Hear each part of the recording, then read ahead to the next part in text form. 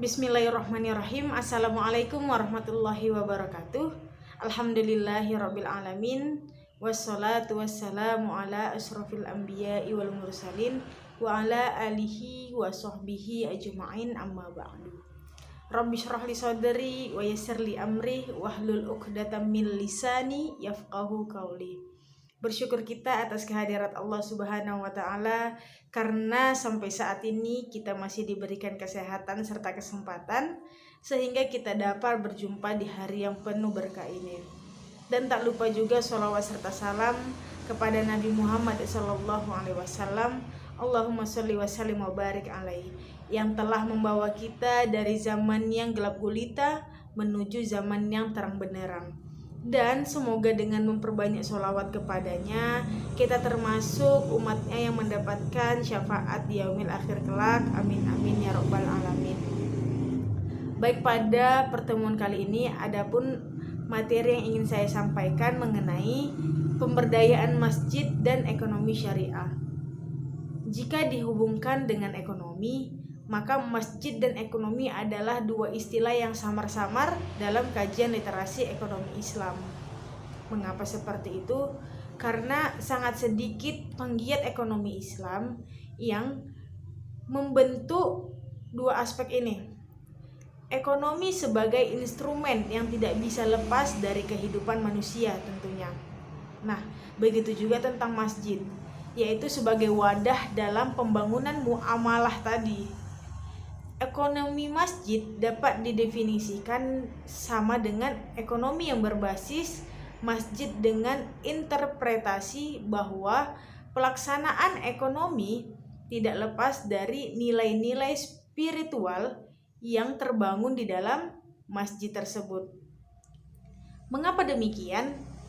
Karena masjid adalah tempat bersujud atau yang kita sebut dengan sholat, dan dapat mencegah dari perbuatan keji dan kemungkaran.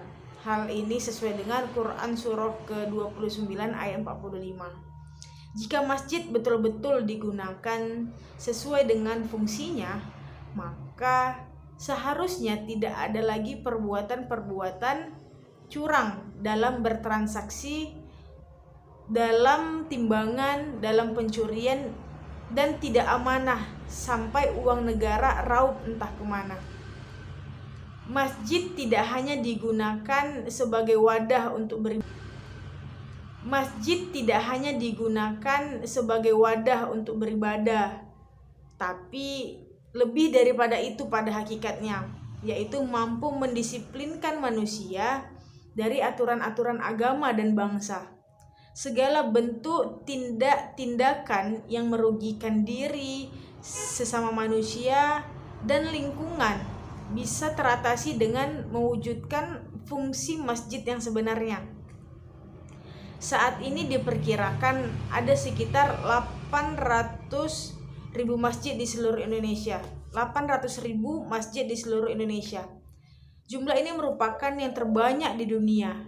Wajar. Mengapa? Karena Indonesia didiami oleh penduduk yang mayoritasnya itu adalah beragama Islam. Sebagaimana yang masyhur di kalangan masyarakat bahwa masjid itu sendiri memiliki dana simpanan yang difungsikan untuk berbagai keperluan masjid, baik itu pembangunan masjid ataupun anggaran operasional lainnya. Nah, ada juga nih masjid yang butuh bantuan anggaran untuk melanjutkan proses pembangunan.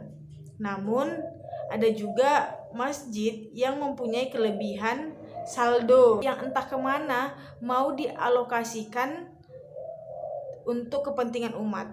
Dari sini kita dapat tarik poinnya bahwa masjid mampu berorientasi pada kemaslahatan bersama, di mana simpanan ataupun saldo kas masjid yang berlebihan dapat dijadikan sebagai dana tabarruk namanya, yaitu donasi ataupun sumbangan. Dana tabarruk tersebut bisa dialokasikan pada pembangunan masjid yang membutuhkan dan dapat pula diperuntukkan untuk bantuan produktif bagi jamaah masjid. Nah, dengan demikian kehadiran masjid adalah harapan tentunya bagi orang lain dalam melahirkan peradaban dan kejayaan Islam itu lagi.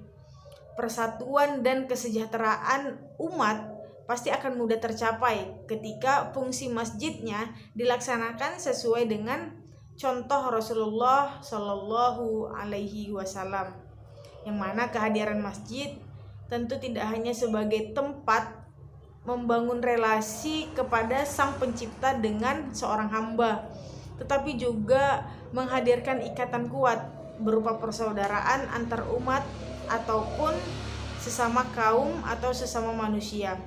Jadi dengan adanya pemberdayaan masjid dan ekonomi syariah, tentu ketika fungsi masjid tersebut sudah sesuai dengan ajaran, maka hal-hal yang kita jumpai saat ini di masyarakat pasti sedikit demi sedikit dapat kita minimalisir agar tidak terjadinya hal-hal yang tidak diinginkan, seperti riba, seperti timbangan yang tidak sesuai, dan hal banyak lainnya.